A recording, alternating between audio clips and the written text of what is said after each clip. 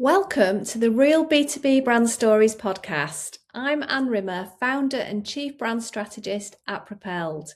We specialise in brand positioning for B2B companies.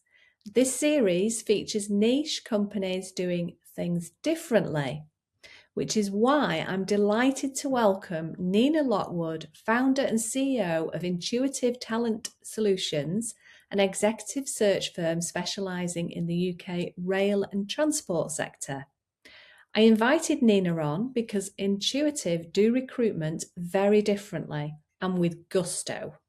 You will hear how they have broken the recruitment mould, choosing instead to put equal importance on candidate and client, operating as trusted advisors to both, dedicated to ensuring not just any bum gets on a seat, but the right bum in the right seat for the right reasons.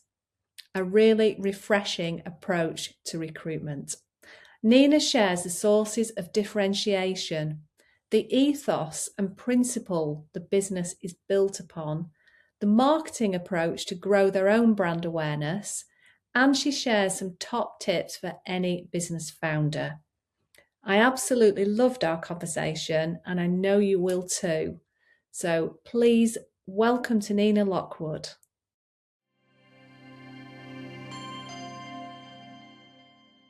Oh, good morning, Nina. Good morning, Anne. It's so lovely to have you with us, and I'm really excited to be able to feature Intuitive Talent Solutions on the Real B2B Brands podcast. Thank you so much. I'm excited to share the story, Anne. Although it feels a bit strange to me to be on this side of the microphone rather than being the one asking the questions. So, yes, but thank you for the invitation to join you. I appreciate it. Yeah, well, it's about time that we actually featured you on a podcast because you actually run your own, and I know you're into your second series. You've done how many interviews now? It's over 60, yeah, 60 plus, which to say I started off by saying I'll do 5 and see how we get on, is quite some achievement really, but I have loved it. I've really, really loved hearing people's stories, career stories and leadership stories. So Yeah, it's one of the most enjoyable parts of my job. I love it. I agree. We're very lucky. So I thought it'd be really good if we could start with you just telling us about Intuitive, because a lot of the listeners may not have heard of the business or Mhm. yourself. So if you could tell us a little bit about what's led you to found Intuitive, and your role, and yeah, just tell us about the team. Okay. So what led me to found the business? I think ultimately for me, what I've learned about myself over the very long career history that I've had. I don't want to. I nearly said the actual number of years then, but that scared the life out of me. And how it can be that long when I'm only 33, I don't know. But anyway, um, what I discovered about myself quite early on in my career, I was working for the Royal Bank of Scotland in their head office in Edinburgh. And there was a huge change programme, and it was a massive transformation programme because the Royal Bank was a very, very traditional high street bank. The competing financial services organisations had all moved on quite a few years earlier to the realisation that they couldn't survive in that mode anymore. They needed to change and move from being a traditional high street bank into a retail organisation. So this was the bit where every time you went in your bank branch, when we used to have bank branches, more so than we do now, the cashier would ask you where your mortgage is, did you want a savings account, a loan, etc. Because the idea being the more products, the more accounts you had with the bank, the more likely you were not to move somewhere else. So we would hang on to you and we'd hang on to your money, which obviously is the end game. Being part of that transformation program meant that I worked with lots of people who were very, very talented in different areas. And some of them, that was around technical innovation, it was around distribution strategy, it was around new account design, new branch design actually as well. And what I realised working with all of these people is that the most interesting part of all of that for me was the people bit. Yeah. It was kind of, how does that impact on the employees and on the customer? Yeah. And quite early on, I was invited to go and look at the new branch design by the strategy director at the time, because I was the person within head office who had the most recent experience of working in a real branch. Okay. I was one of a very, very small handful of people who had that kind of real frontline experience. And they took me to see this new branch design, and it's kind of like, yeah, it's not going to work, is it? It looks beautiful, but for the people working in it and for the customers coming in, there's a number of things that we need to change. So it's at that point for me that I started realizing that the real interest for me is people. And that has been a theme that's continued. I think in terms of why intuitive and why a recruitment business, this came about because I left the bank when I was 30, having built up a number of different skills that were then very attractive to other organisations in different industry sectors that were going through change. And so I had a management consultancy career. So I went straight from banking to facilities management in offshore oil rigs. So I was spent quite a few months up in Aberdeen, and then went on to do a number of different assignments with different client organisations across, as I say, different industry sectors. Yeah. And the theme started to emerge that the client was saying to me, Nina, we need a few more people like you. Do you know anybody? And yes, I do, because I've worked with that person on that project and that person on that project. And it became apparent quite quickly that I have a skill for being able to match an individual and their knowledge and experience with what that particular client needed within that particular program of change. And I really enjoyed doing it as well. And historically, I used to describe myself as nosy, but I think the word we're supposed to use these days is curious. So I'm very curious about a client's business, and also very curious about a person's career. Where have they been? What have they done? Why have they done it? Why did they do that? Why did they make the decisions that they made? Yeah. And I think that curiosity helps me to understand people at a deeper level, which means that I've got a much better chance of being able to match the right person with the right role and the right organisation with the right person. So having started in a very, very kind of casual and informal way, for no financial gain at all.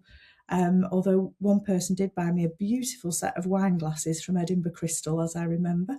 I love that. But it wasn't a business, it was just something I did because I enjoyed doing it. Yes. That morphed into me falling into recruitment, which I worked with a number of colleagues from the Royal Bank.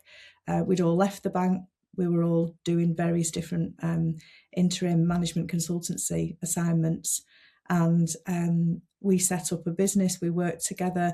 I reached a point where I felt that the way that I wanted to do things was different, and not everybody has the patience for it or the belief that it can actually work if we do it a different way. And Okay. so 13 years ago, just over 13 years ago, we celebrated our birthday in January. I launched Intuitive Talent Solutions, and this was around my absolute belief that there was a different way of doing it, different way of doing senior level recruitment and interim recruitment as well, where all three parties who are involved in that recruitment relationship, that being the client who wants to recruit talent into their team, Yeah. the candidate who is looking for their next role, their next career step, and the recruitment consultancy who want to bring those two people together. Yeah. Historically, my own experience as a client of recruitment businesses and a candidate of recruitment businesses was that three-way relationship didn't work. It wasn't effective. It was very transactional. And I'm a relationship kind of person. So I did feel there was a different way of doing it, a way of doing it which focused on people, and a way of doing it where all three parties involved in that recruitment and selection process had equal weighting within. We were all partners to achieve an outcome that was the right outcome for everybody. Yes, which is really interesting. And we're definitely going to just unpick that a little bit more. Just something that's sprung to mind as I was listening to you there is something that I only learned about a couple of years ago that you will definitely know about, which is ikigai, which is about, I think it's Japanese, isn't it? It's about finding the thing that you're good at, that you really enjoy doing, that the world needs. Yes. And that's what you've described. That's how you've ended up owning, founding a recruitment business and being involved in that. It's not matchmaking, there is a little bit of that involved, but that skill really of reading people, understanding what a business needs, and then bringing the two together so that they actually form a partnership and it works and lasts. So yeah, it's that's what we're all looking for, isn't it? To do a job that doesn't feel like a job. And I'm very Absolutely it lucky, is. as are Yes. you. Yeah. Yes. Yeah. Yeah. That's So the optimum, isn't it? Absolutely. To do a job yeah, that doesn't feel like you're working. definitely. And I know how fortunate I am to have found the career I have, and same for you as it sounds here. Yeah. So when you decided to launch Intuitive, what were the things that you saw in recruitment? You kind of mentioned there that not everybody wanted to do it this way. Um, Mm-hmm. so particularly in transport, what was it that you saw needed to change, and what rules did you consciously decide to break? That, do you know, Anne, that's such an interesting question because I traditionally am not a rule breaker. I'm quite compliant.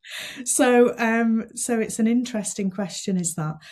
I think, first of all, kind of the decision, I've made the decision to set up my own business because I felt that there was a different way of doing it, but I wasn't convinced that I would get that opportunity if I was working for someone else, or, to be honest, either with someone else in some kind of, partnership arrangement. I needed to be in control of my own destiny is ultimately what it came Yeah. down to. And to prove myself, either wrong or right, that by doing it this way, I can earn a decent living out of it. So at that point, having made the decision that I'm going to set up my own recruitment business, I then needed to decide what industry sector should I be focusing on, because I didn't want to. I'd worked in financial services, I'd worked in utilities in terms of recruitment, but I wanted to do something completely different. I wanted, as mad as this may sound to people listening, I wanted a blank piece of paper. And I went for a walk one day with a good friend of mine who is a clever chap. I said to him, Andy, can you tell me what industry sectors do you think needs my expertise? And we had a really good conversation over a walk and a pub lunch, where we kind of reached the conclusion between us that there was two industry sectors that were interesting and needed more research. One was construction and one was transport. Now, transport appealed to me automatically. I liked the fact that it supports the economy, that it supports society, that it supports the environment. All of these things were ticking a lot of boxes for me. But also, when I looked at the transport industry, I could see that there was a level of change and transformation that was required that was really similar to what I'd seen when I worked for the Royal Bank in the 1990s. Yeah. Where, because the bank changed from being traditional high street into retail, at the time we had 15,000 people working in this new retail bank who didn't join the bank to sell. That is not why they joined the bank. And all of a sudden they've got sales targets, they've got, league tables, and it's like, this isn't what I joined for. And when I looked at the rail industry in particular within transport, which is where my intuition told me there was great opportunity, was that I felt that if we put everyone who worked in the rail industry in a big room and we said, put your hand up if you joined the industry in order to serve a customer, Yes. don't think many hands would have gone up. And Interesting. that's no criticism of the amazing people who work in the railway industry.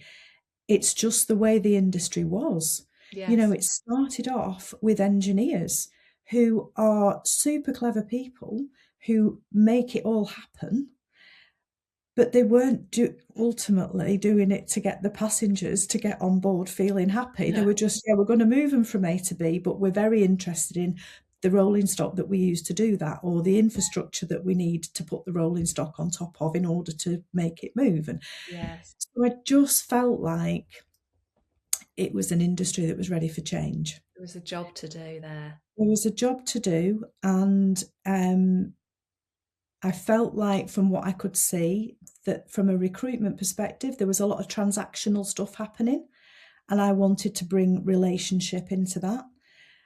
To move from a recruitment experience where it would be, have you got any jobs, to actually tell me about your business. I Yeah. distinctly remember one really senior person in the rail industry, early doors, who I said, can I come and see you? Can I just have an hour of your time for you to tell me about your take on the industry? I'm learning. I know nothing. Can I come and see you? And he said to me, well, there's not much point, Nina, because I don't have any jobs for you. I said, well, that's the perfect time for me to come and see you, because I don't know enough about the industry yet, and I don't know enough about your business yet. And when I know all of that, then I'd like to come and talk to you about how I can support you bringing talent into your business. Yeah. So there was this kind of education piece. And I think you do, when you know this, Anne, when you're your own boss, there are a huge number of benefits. It's a joy on most occasions, but they're having that belief and the courage of your convictions to keep going Yeah. is quite tough, especially when you've chosen to start in an industry where you don't know anybody and you don't know anything.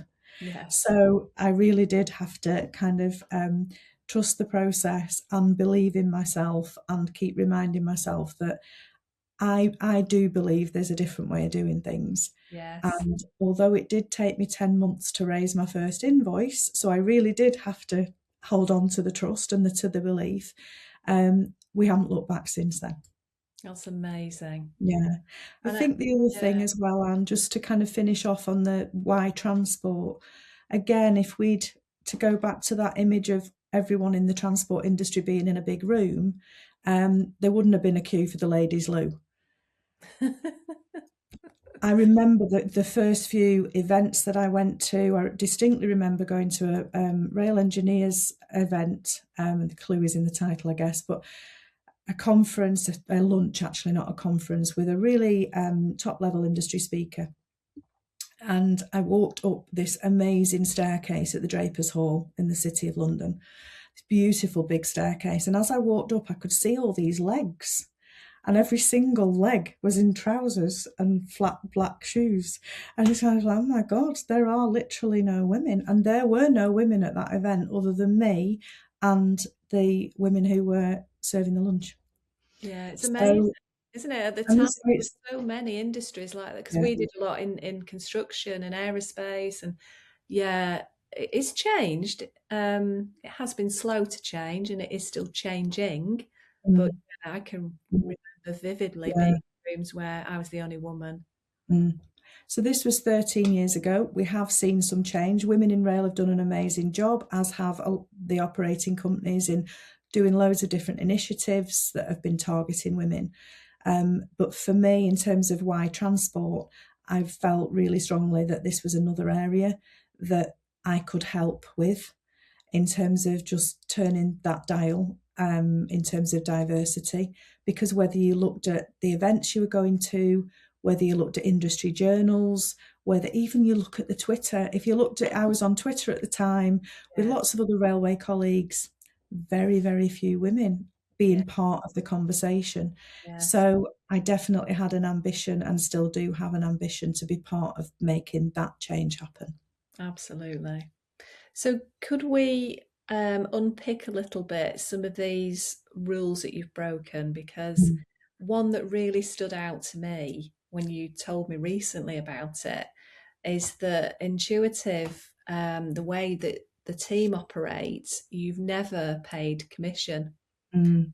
That is very unusual in the recruitment Yeah, industry. So it's definitely, talk to me yeah, about that, and also there's other things that you've got around not relying on a CV and having candidate chats and things like yeah, that. yeah. So the no commission thing is an interesting one because, and to be honest, I have again another conversation with another really good friend, my friend Georgina, who we worked together in the Royal Bank.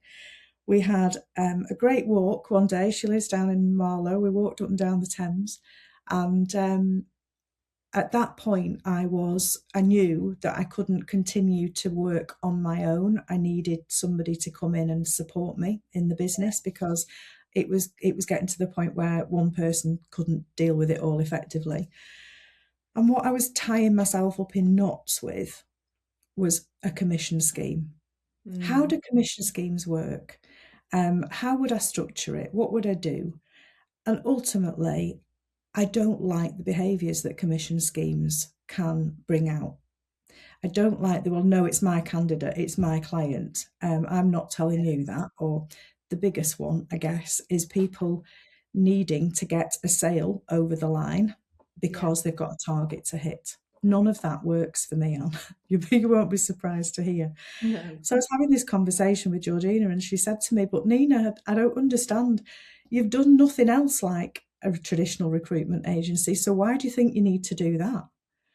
And it was actually that statement from her that was like this big light bulb moment that was like, oh my God, yeah, I don't have to do it like that. So how do I want to do it? And so the way that we work is that everybody is paid a good level of basic salary. I appreciate my team hugely, and I know that I couldn't do what I do without them. The way that we get rewarded in terms of the work that we do and how good we are at it is a profit share bonus. Okay. And that is paid once a year, and it is based, not surprisingly, on the profit of the business, which everybody contributes to. And that means the difference between this kind of protectionist, no, it's my job, it's my client, it's my candidate, Yeah. to the point where many clients and candidates of Intuitive will be able to tell you that they have dealt with all of us. They've had conversations with all of us at some point. But Right. also, when a new role comes in, instantly we are all suggesting people that we need to speak to. Yeah. So there isn't this, it's mine. There is very much this is our business. We work as a team and we succeed together. Yeah. So that probably is quite a big rule that I broke in terms of Yeah. It recruitment. It definitely works for is. me. How does it work in terms of the individual? So you've not had issues if somebody's doing more placements than another individual. Never. It just everybody No. pulls together. I mean, it is the perfect way to do it, because actually Mm. all you're doing is you're all wrapping yourselves around the client, and you're seeking to get the right solution for the client, aren't you? Whereas Exactly. I've definitely, with my business in the past, fallen victim, I feel, to that let's just get a bum on a seat and we get the fee. Um, Mm. and I've also fallen victim to that very bum on that seat then being poached away by the same recruitment company not very long after. Yeah.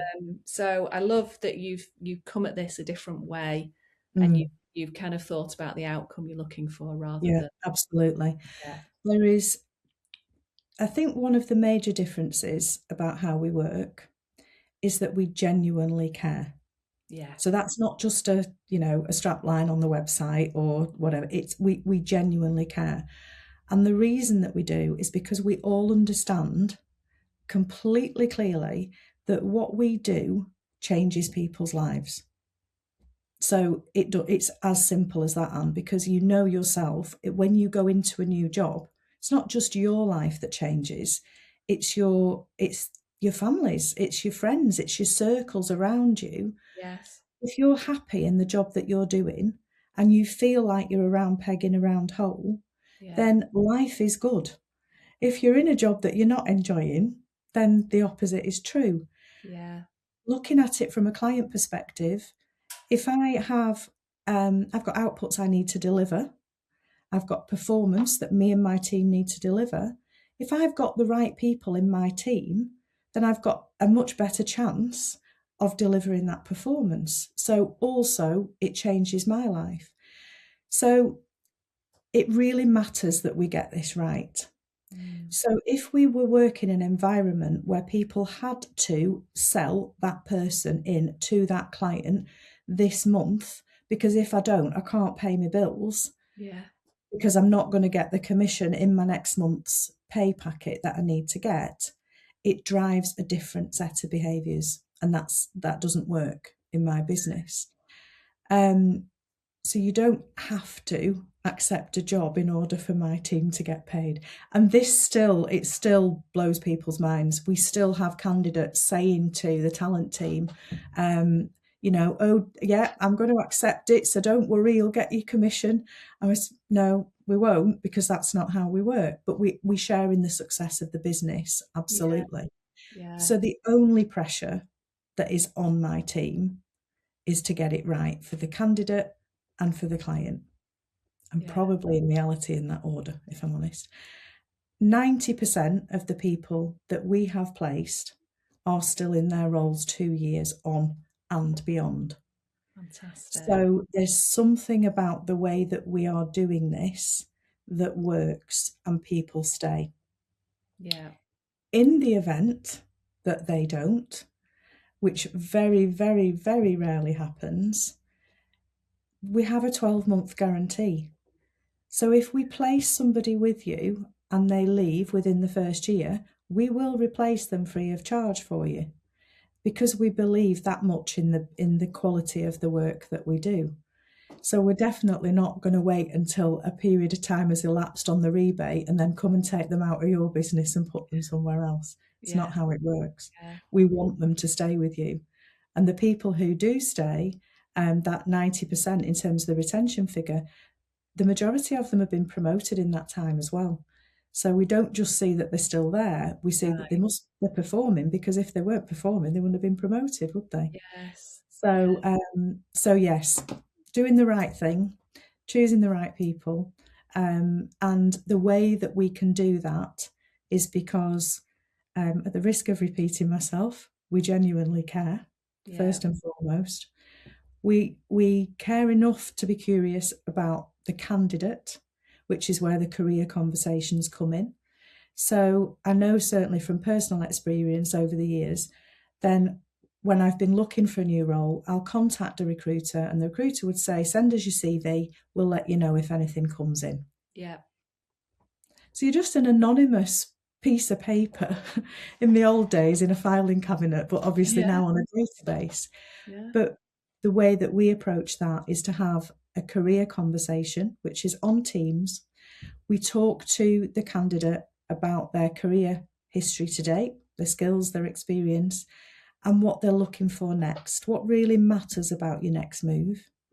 And through doing that, we're picking up clues and signs all the way through that conversation, not just about, well, I've been here and I've done that, and I've been here and I've done that, but why? What was the motivation? You can see when somebody's describing their career to you, you can tell which jobs they've really loved and which jobs they don't want to go back and do again. So we can dig a bit deeper about that. Tell me more about that role. Tell me more about this one. What did you like? What didn't you like? So the career conversations really matter, because they help us to understand the candidate and their motivations and their aspirations. Equally, when we take on a new role with a client, we insist on a full job briefing. We can't do what we do just by reading a job description, because that's like a CV. That's the black and white of a document. We want glorious Technicolor, please. We'd like to know, tell me about your existing team. What are your deliverables? What does this person need to bring with them to complement and add to the culture that you've already got? Okay. In 12 months' time, if this person lands in your business and is successful, what will they have delivered? What do you want from them? Where will we find them? Give me some words to describe the personality or the character of that person.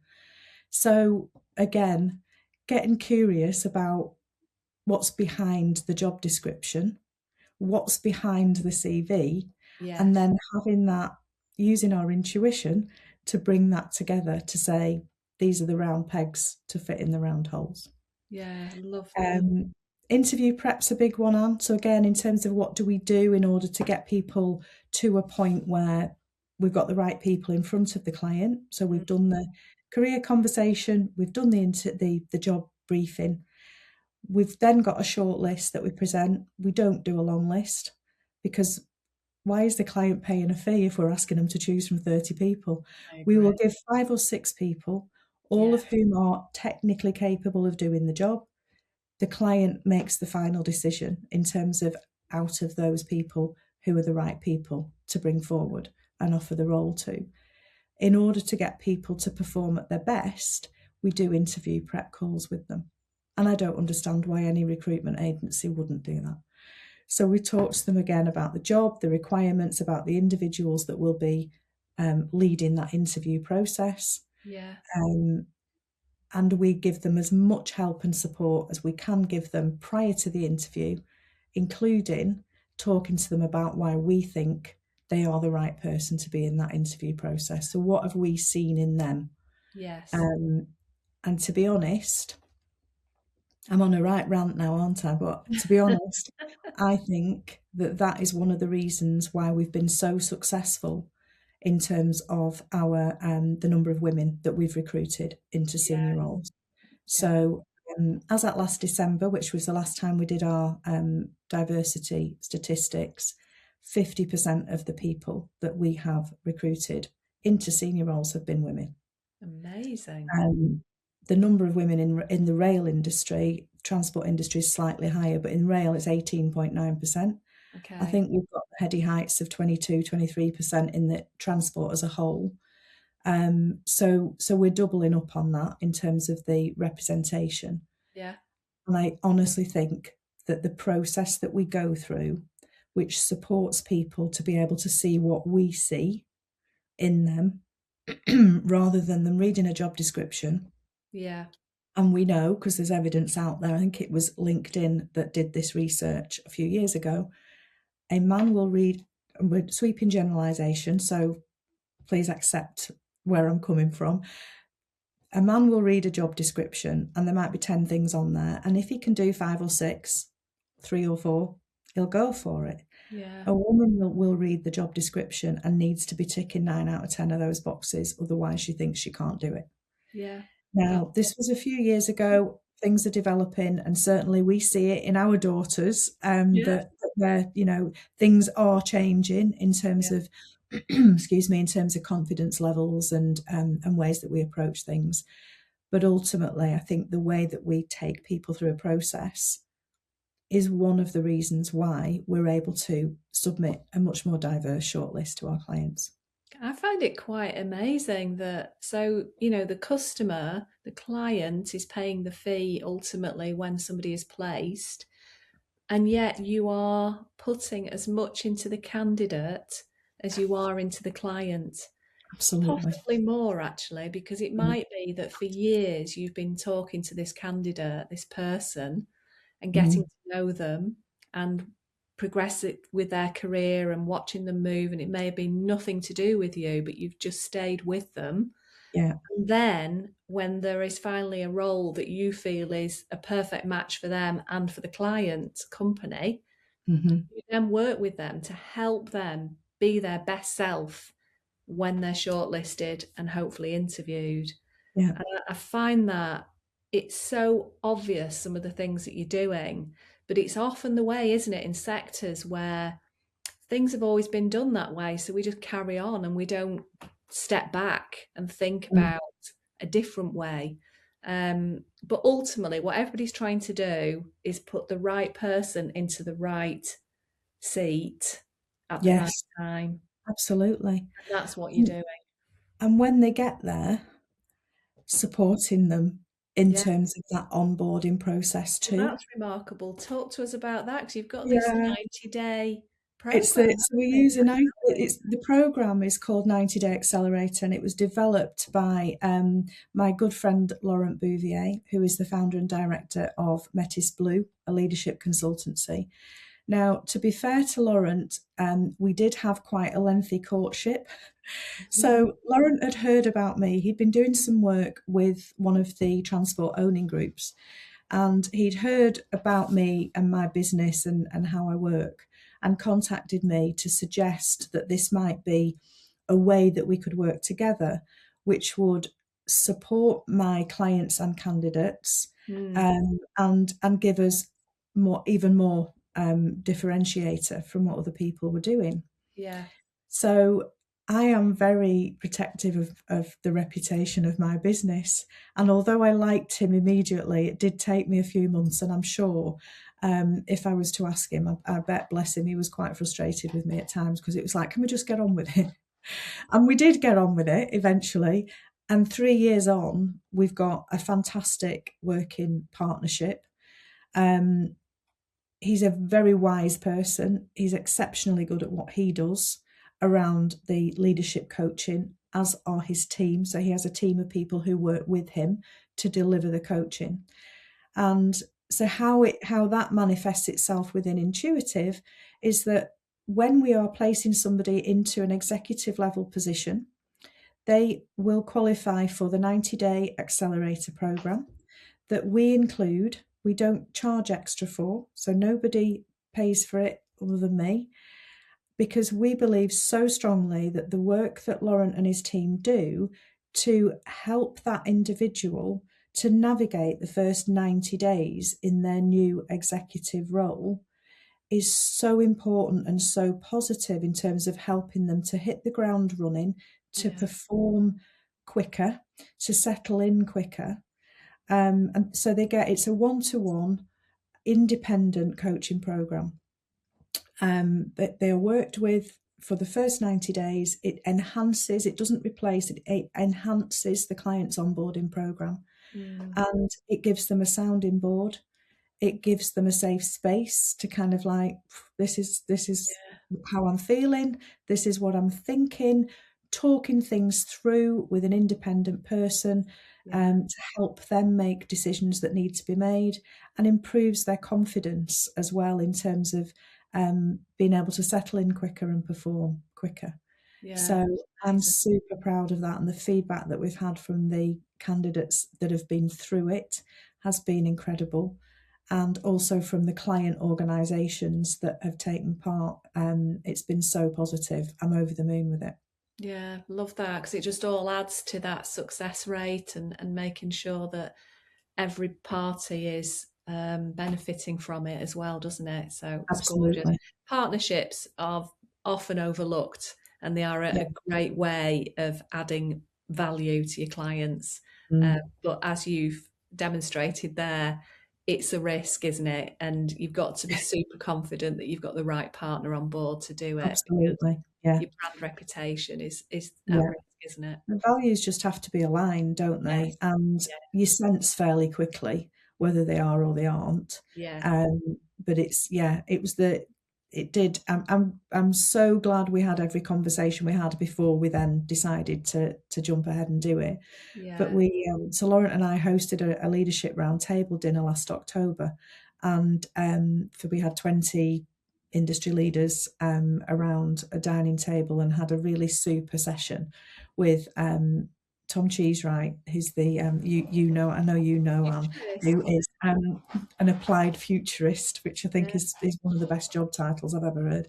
Came and just gave us some kind of food for thought. We discussed around the table how that applied to the transport industry. It was such a brilliant night. But what stood out for me more than anything was how working with Laurent and working together as a partnership just works so beautifully.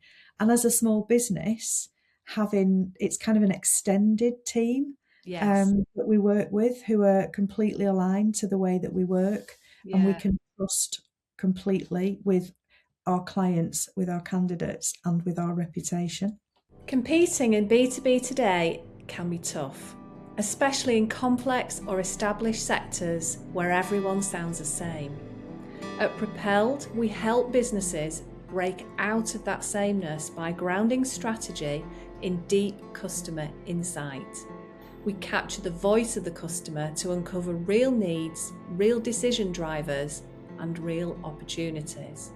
Then we use that knowledge to build a clear, differentiated brand position. The result? Better conversations, stronger leads, and greater pricing power. Yeah. Which leads me lovely onto the team, actually, because you talked there about being a small business, and I know you often describe it as a boutique recruitment business. Yeah. So the things that kind of stood out to me again that are different, you're fully remote. And as far as I know, you've always had a fully remote, you've never had an office. So talk to me about why you chose to do that and how on earth you've managed to curate a team who do things the intuitive way and do that remotely. You know, how have you created but maintained that culture as well? So it definitely works for us, but I do recognise it doesn't work for everybody. And I think in terms of why in the first place, well, ultimately because it was only ever going to be me. My plans for this business was that it would be me. And Right. I honestly had no intention of ever growing a team. I just was going to do what I love doing, which was to talk to clients about their talent acquisition needs, and then I would go and acquire the talent that they needed. And that's what I would do. And I love it. I love that part of what I do. So I didn't need an office because it was just me. So I've got a shed in the back garden, and that's where it was called the hen house, because they used to keep, the previous owners kept the hens in it. We did clean it out. We made it look pretty. I worked out there. Now, my first member of my team, Gaynor, when I'd worked with Gaynor in a previous business, albeit quite briefly. Gaynor's sons were really young at the time. And so she had school drop off, she had school pick up, she had school holidays to navigate. And Yes. so for her, having to go into an office was going to use up a load of time that wasn't productive time or positive time. So it just made sense. She was happy to work from home. And so that's what we did. And then each person that joined the business after that was happy to work from home. We definitely, there have been a couple of occasions where people have acknowledged it's not for me. And I think I'm really lucky because I do need other people's energy. Personally, I do need that. But I'm out and about quite a lot. Yeah. So I get that when I'm at conferences, out and about meeting clients, meeting candidates, I'm getting that. So I always do say to the team, I'm very, very happy for them to attend events. I love it when the talent team go out and are amongst our clients and candidates at different industry events. Yeah. But we also, every 6 weeks, we are together. We spend a full day together in Manchester and reconnect in that way. We're together every Monday morning on a Teams call, and that isn't just right, let's look at the numbers and let's do all that stuff. We always start with the conversation that we would have if we were in the kitchen in an office waiting for the kettle to boil, we have on our Teams meeting on a Monday morning. Right. So what did you do at the weekend? Yeah. So we've also, it won't surprise you to hear, we've got a very active WhatsApp group as well. So we are in touch. The communication is there, but I'm so lucky because I've got people in my team who thrive with the autonomy that gives them to plan their own day, to work in the way that works best for them, so that they self-manage. You know, as far as I'm concerned, as long as the delivery happens, I don't mind when you do it. You can be flexible. So we've still got, although Gaynor's boys are both at university now, so she doesn't need to worry about school drop off and pick up, but Lisa does. So Lisa's got children at school. So she's got that flexibility. Yeah. that she really enjoys. And we're all grown-ups, Anne, at the end of the day, aren't we? So we get on with it. We know what we need to do and we get on with it. I think in terms of how do you distill that kind of Mm. intuitive way, it's a really difficult question. And I think ultimately it comes down to the fact I've got the right people in my team. And you would hope so, wouldn't you? Bearing in mind the Well, job this that I is what I'm do. thinking. Yeah, Oh, but you've done a good job of selection, haven't you? But yeah, also, I do think you're the kind of person who puts a lot of energy and time in, and you're very open. So I suspect when you come together regularly as a team, that you do a very good job of imparting how intuitive do things, why you do it that way, why that yeah. matters, and sharing all of the experience of doing that. But I'm guessing you must have good processes as well, do you? We do, although that's an interesting one in itself because the name of the business came Yeah. from a conversation, obviously 13 plus years ago now, where I knew I was setting a business up, but I didn't know what to call it. I didn't want to use my own name. I wanted something else, but I had no clue what to call it. I was having a conversation one day with somebody and I said, I can't process map what I do. It's intuitive. That's where it comes from. Obviously, when it was just me, then that's easier not to have a process written Yeah. down. And I am not a write it down kind of girl. I'm just, I now thankfully have other people in the team who are much more capable than I am of making sure that there is a documented process, a way of working. I've had input into all of that. So we know when we do a career conversation, when we do a job briefing, when we do an interview prep, we know that there are things that information that we need to get, Okay. questions we need to ask. It's not a script at all. And I just wouldn't dream of doing that. Everybody brings themselves to the process. Yeah. But yes, and it's all very simple. There is nothing complicated about this business. The most important thing is to remember we're dealing with people. So they should never feel like a commodity that's moving through a process. Right. That's really Okay. important. Yeah. But I genuinely think that I do have an ability to give a vision, share a vision with the team of what I want the business to look like Mm. and how I want people to feel when they've had any type of interaction with Yeah. Intuitive. Stuff around doing the right thing. We will have, for example, we might be on LinkedIn, which we do a lot of, and I might see, or any member of the team might see a job advertised. And that advert might trigger like, oh, I've just spoken to somebody 3 weeks ago. That job would be great for them.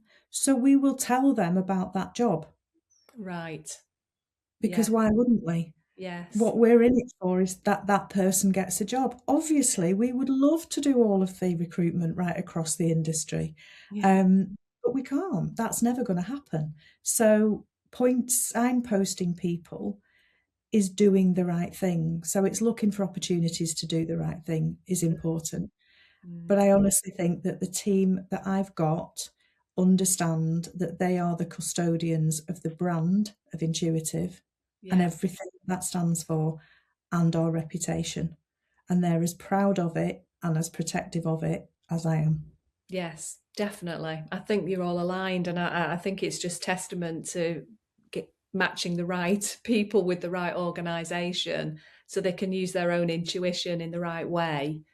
That's how the business is flowing, isn't it? Mm. So I'm thinking as you're talking to me today that you must hold on to clients really well. You must have really good, strong relationships. You're placing candidates that stay, and you're supporting those candidates to make sure that they're embedding into the business in the right way. But what I see from a lot of companies that I work with increasingly is they either see recruitment just as a cost, they have bad experiences with recruiters and they don't want to go there. So they're actually choosing and opting to do their own recruitment and having all kinds of, well, we all know that actually people is the number one challenge for any business today. So talk to me about that, and if a client was going to consider investing in recruitment and not do it themselves, or do it themselves alongside a recruiter, why would they do that with Intuitive, and why is it worth paying that fee, whatever that fee might be? So I think the the optimum for me, Anne, is that a client organisation would call it an investment rather than a cost, because that's genuinely what it is. I don't know. I'm sure if we asked ChatGPT, it would tell us what is the cost of a bad hire, what Yeah, is the cost of getting it wrong. So getting it right is the opposite of this. It's investing in a process with a partner who is going to help you get it right. yeah, So in terms of the process that we go through and the value that we bring, which would be over and above a client advertising it, for example, on LinkedIn, and I would hope both, advertising it on their own company website, on their jobs page, on their careers page. yeah, Doing both of those things is going to attract candidates, applicants for that role. I had a conversation with a client last week about a more of a kind of a middle management type of role. And he said to me, so we work on the kind of the senior end into the executive level. But I was chatting to the client around, they'd put an advert out on LinkedIn and they'd put it on their company website. And he said, I've had 45 applications, Nina, but the quality just isn't there. There's a couple of people that look interesting, but the quality just isn't there. yeah, It's not really they're not really people who are exciting me are not coming through. So I was really surprised when I pointed it out to him that he hadn't thought of this. But I thought, well, no, it's my job to think this through, I guess. If you, as a transport company, if you're going to post on LinkedIn, first of all, we have to remember that a tiny, tiny percentage of your connections will see your posts. yes, So I think people are under the illusion that every time they put a post out, every single person who is connected to them sees that post. They yeah, don't. LinkedIn decide which ones you're going to see. And I've got beyond trying to work out those algorithms. I just post what I want when I want to and leave it in the lap of the gods in terms of who sees it. So a very, very small percentage of people will see a LinkedIn advert. yeah, The people that will see it will be the people that are connected to you or connected to someone else, usually, in the majority of cases, in the transport industry. right, The people that are looking at your website are people who are in the transport industry or potentially interested in, and therefore kind of, having a look, but that's the minority. yeah, As an industry, we are on a journey to changing the image so that we do attract more people, but we're not there yet. So there are lots of other industries where people will look first before they yeah, look at transport, because there's not the level of understanding that we need in terms of what an amazing sector it is to work in. So the investment in a recruitment service is around passive candidates. So there are people who are currently doing an amazing job who are not actively looking for a new one. Our job is to go and find them, to interest them in a role with your organisation. And they may say no, Anne, and that's fine, but we will go and ask the question. And I think because of the reputation we've got and the reach that we've built in terms of our community, we get the majority of people when we reach out, they do reply. So we get a really good response rate from passive candidates. Yes. We have thousands of hours more interviewing experience than a client can possibly have.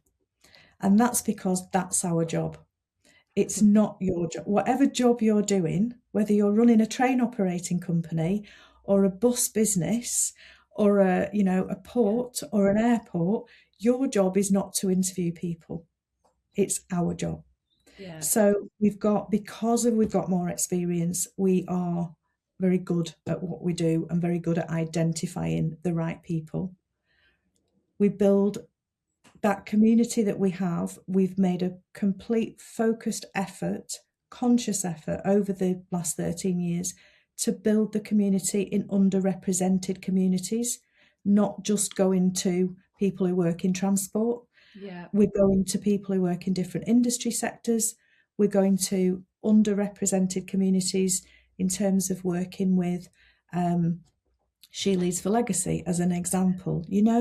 Networking, building connections with different industry sectors, with different communities within that. The employer value proposition is also a big one, because as a representative of the client organisation, we've always done it the same way. We're very warts and all, and so we don't sell it. We don't sell this opportunity to work with this business that's the best employer you're ever going to have. Yeah. We understand the organisation and we talk to the candidates about all of the upsides, the benefits of working here, but also the areas that we're aware of that might present more of a challenge. So we're very honest around what the opportunity is and what the difficult things might be. So that's something which I think candidates would trust us to do.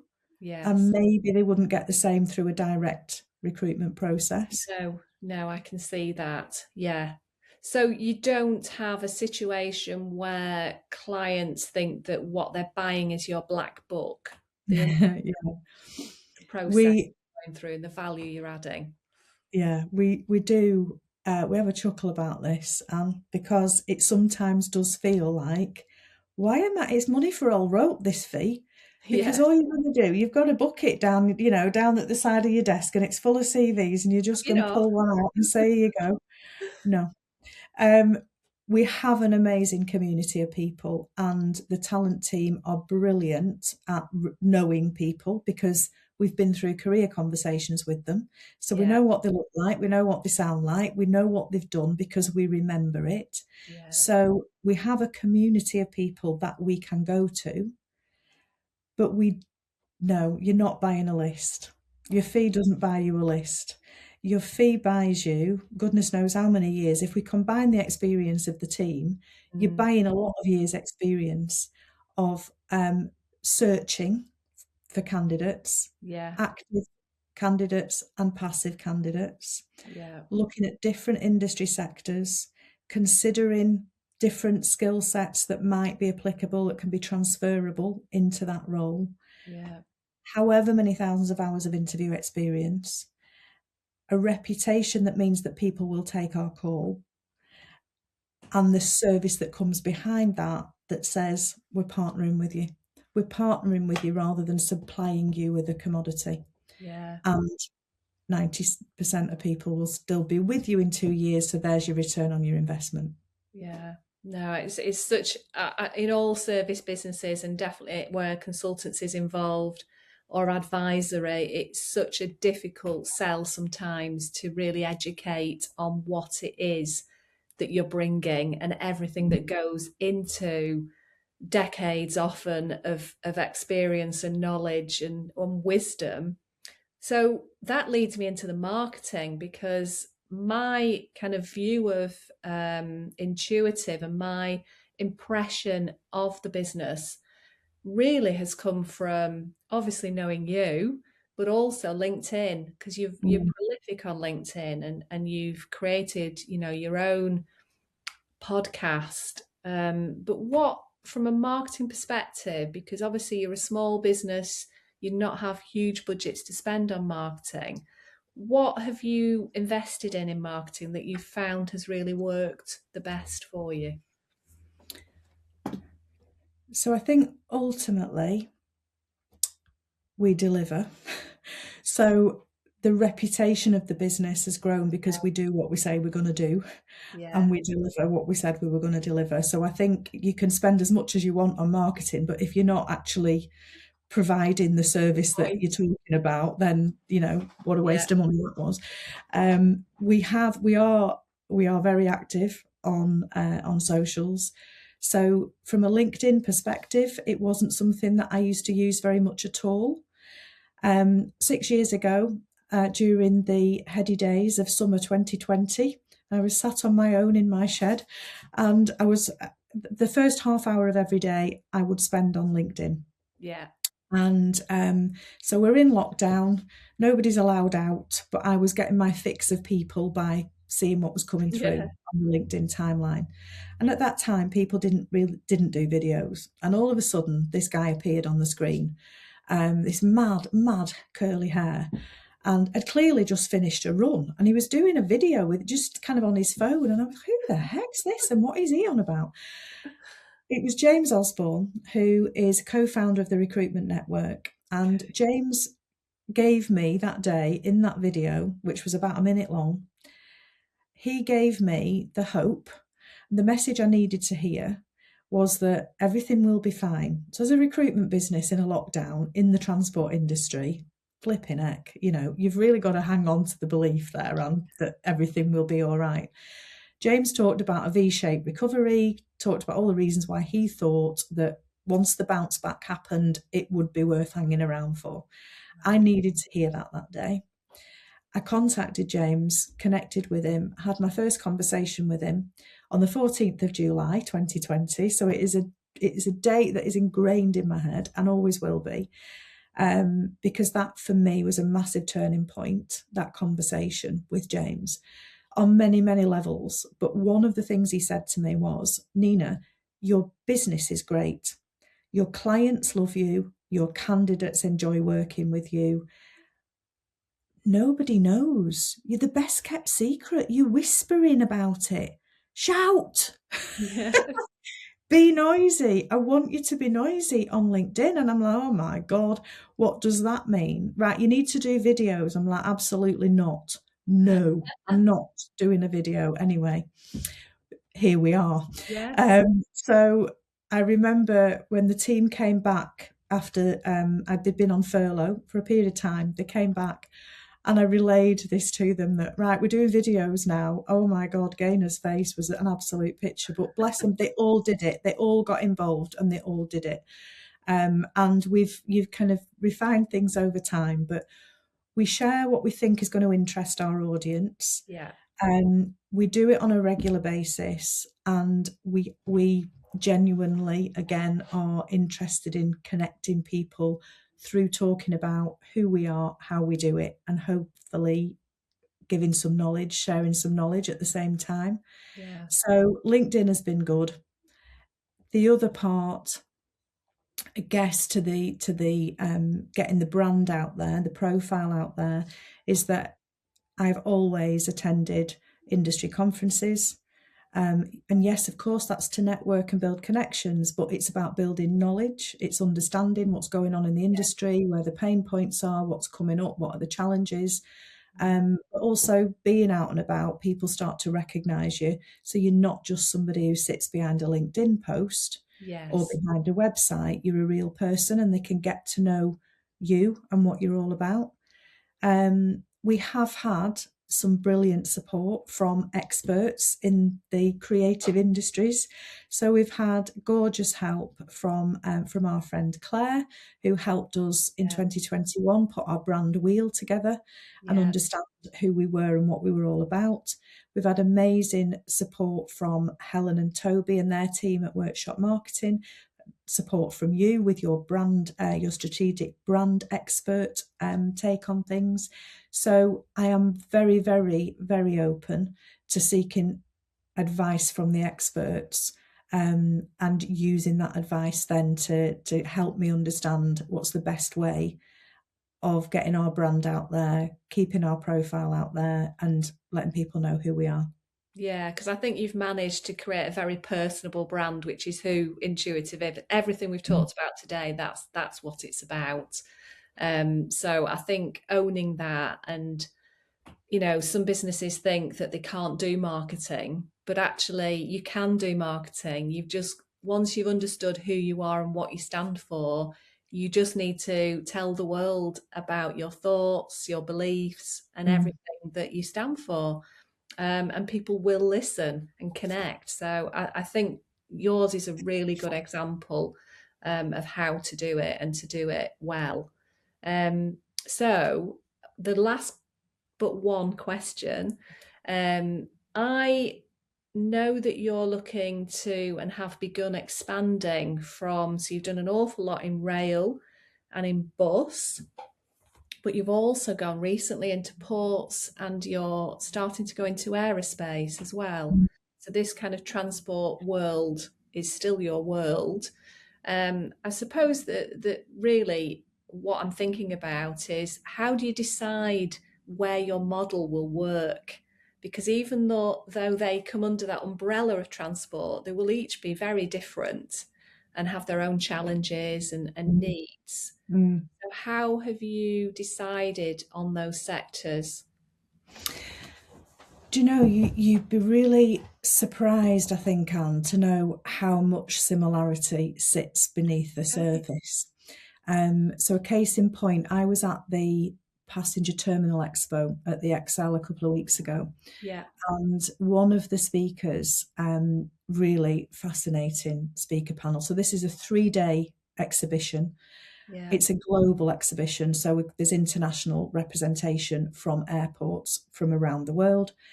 And there's a conference programme that sits alongside the exhibition. The final speaker session that I went to, one of the speakers was the chief exec of Los Angeles, of LAX. And he was talking about the challenges that they're having around talent attraction. And what I found really interesting was that the example he shared was that when we speak to people about a career in aviation, so often people will say, I don't want to be a pilot, or they might say, my eyesight's not good enough. Yeah. Now, if I say to my daughter's peer group, for example, if I'm talking to people about a career in rail, but I don't want to be a train driver. Yeah. There's a perception of an industry. Now, I was really surprised when John's made this comment, because aviation, oh my God, that's a really sexy industry, isn't it? It's like, it's exciting. We see them strutting through the airport with the smart uniforms, pulling their little bag behind them. It looks exciting, but there's so much more to an industry sector than the people that you see on the front line. So I was having this conversation with somebody yesterday, actually, is that any career that you want to have, you can have in transport. We were struggling. This was a conversation specifically about rail, actually, but we were struggling to find out vet. But we got there in the end in terms of British Transport Police and the dogs that they use. But any career you want, you can do it in public transport, whether that's marketing, whether it's HR, whether it's legal, whether it's accountancy, whatever it is, digital transformation, everything. You can do everything, because it all sits behind the people who deliver the service. So in terms of those different sectors, they're all going through change. And when you have significant change, you often need a change of leadership, different leadership to get you through the transformation. Yeah. That's where we help. They've all got issues with diversity, and not just in relation to gender, but also in terms of ethnicity, people in senior level roles, with disability, with neurodiversity, but also with bringing people in from other industry sectors. 54% of the people that we've placed have been from outside of the transport industry. So Wow. they're bringing diversity of thought, a different perspective, different ways of doing things. And there is a huge opportunity for knowledge transfer. So the candidate community that we have built over the last 13 years and beyond, actually, that we brought with us, they've got transferable skills. Yeah. So they could work in any one of those industry sectors and bring the best practice, the knowledge and the experience that they've built into to benefit a new client organisation. Yeah, fascinating. So there's a lot of similarities then across all There of them. really is. I can Yeah. hear that. So Mm. that's incredible conversation. I'm going to have to kind of go to our last question, Yeah. which is for a founder or senior leader listening, what's the one piece of advice you'd give if they want to stand out with their business, they want to differentiate, they want to be the one that companies choose? What would you say would be the best piece of advice, the learning of So the 30? first thing that jumps into my head, Anne, is keep going. Yeah. So keep believing, keep going, have the courage of your convictions. So that for me is definitely the having the resilience, persistence, tenacity, all of those good things. If you're gonna set a business up, those are the things that you need in spades. Absolutely. Um, being yourself, being authentic, because it's bloody hard work and exhausting trying to be something else. Yeah. So be yourself. Um, would be another one. And I guess overriding all of this is understanding your why. Why are you doing it? And getting to just ask, you'll come up with an answer and yes, but why? So my 3-year-old grandson is an expert at this at the moment because every single thing, but why? But why? Keep going, dig deeper, dig deeper. Why are you doing this? Yeah. And find your personal reason for it, because that is what will keep you going Yeah. when you keep coming back to that. I believed that there was a different way of doing things where all three parties in this recruitment relationship felt good about the process they were going through and the outcome that we got. I felt so strongly that there was a way of doing this with a different type of leadership and a different way of working that relies on trusting people to do their job and do the right thing, and you could still make a good living out of it. Yeah. Yeah. I love Keep that. going. Yeah. It's just been a fantastic conversation. Everything that you've talked about, I think, resonates definitely with me. The fact that you've clearly understood what you love doing, that you're actually good at doing, and that businesses needed in the first place. It's driven that purpose, which has kept you going, and we all need to do that. We Yeah. don't, you never know what's around the corner, and it can be very, very tough running a business, can't it? Especially when you're Mm. doing it alone. We've both done that. Mm. Um, but I also love the conversations we've had about doing the right thing. And I think that's come through really strongly today for me, that the decisions and the processes and the way you do things at Intuitive is very much about doing the right thing. Yeah. And I absolutely love that you've smashed that commission out the way and you doing it in a completely fresh way that's obviously working. So thank you so much for sharing that story with me and time. And let's see what the next 12 months bring us in all of Yeah. these new sectors. Thank you so much, Anne. Your questions were brilliant. So you've made it really easy for me, and I've Oh, thoroughly enjoyed it.